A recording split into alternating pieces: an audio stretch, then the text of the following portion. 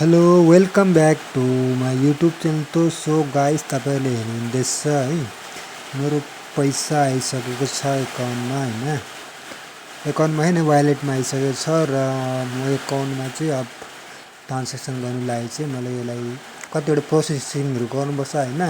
त्यसैले गर्दाखेरि चाहिँ अब तपाईँहरू हेर्नुहोस् कसरी प्रोसेसिङ के कसो गर्नु पर्दो रहेछ है। तपाईँले मन पऱ्यो भने लाइक कमेन्ट सेयर र सब्सक्राइब गरिदिनुहोस् है मेरो च्यानलमा। र हेर्नुहोस् म तपाईँहरूलाई सबै डिटेल्स यसमा गरेर देखाउँदैछु कस्तो गर्नुपर्ने के गर्नुपर्ने होइन। हेर्नुहोस् है, तपाईँहरू स्किप नगरिकन हेर्नु फर्स्टदेखि लास्टसम्म यो भिडियोलाई चाहिँ हेरेर लाइक कमेन्ट सेयर गरिदिनुहोस् है। हेर्नुहोस् म के गर्दैछु कसो गर्दैछु कहाँनिर गर्नुपर्ने होइन, डिटेल्स म यो भिडियोमा तपाईँलाई जानकारी दिनेछु र हेर्दै गर्नुहोस् र कसरी के गर्नुपर्ने होइन।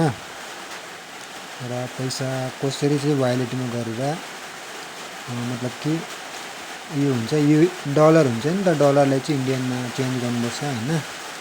हेर्नुहोस् कसरी चेन्ज गर्नुपर्ने कसरी के गर्नुपर्ने होइन, कसरी ट्रान्जेक्सन गर्नुपर्ने सबै म तपाईँहरूलाई चाहिँ यो भिडियोमा कभर गर्नेछु। र हेर्नुहोस् यहाँ कसरी के गर्नुपर्ने म तपाईँहरूलाई देखाउँदैछु, हेर्दै जानुहोस् होइन। हेर्नुहोस् तल ल्याएँ होइन। अब हेर्नुहोस् तल एमाउन्ट कति छ हेर्नुहुँदै होला नि त होइन। अब यो त्यो अलिकति नेटको अलिकति प्रब्लम थियो होइन, त्यसैले गर्दा चाहिँ यस्तो रातो देखाउँदैछ होइन। एकछिनमा फेरि गर्नुपर्छ अन्त अटोमेटिक हुन्छ, किनभने हेर्नुहोस् न US डलर हुन्छ नि त होइन। अब त्यसबाट चाहिँ हामीले अब ट्रान्जेक्सन गर्नुपर्ने हुन्छ। हेर्नुहोस् अब तपाईँले गुगल पेबाट पेटिएमबाट चाहे एकाउन्टबाट पनि ट्रान्जेक्सन गर्नु सक्नुहुन्छ होइन, एटिएम नम्बरबाट पनि हुन्छ होइन।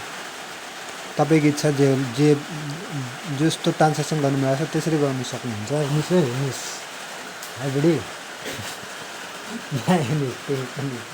अब म तपाईँहरूले देखाउँदैछु, मेरो बुढीले पनि हेरिरहेको छ, भोलि मेरो बुढीले पनि हेर्छ होला यो भिडियो, अन्त लाइक कमेन्ट सेयर गरिदिन्छु भन्दैछ मेरो बुढी। अब हेर्दै गर्नुहोस्, अब यहाँ ट्रान्जेक्सन गरेर देखाउँछ है। अहिले रातो देखाउँदैछ।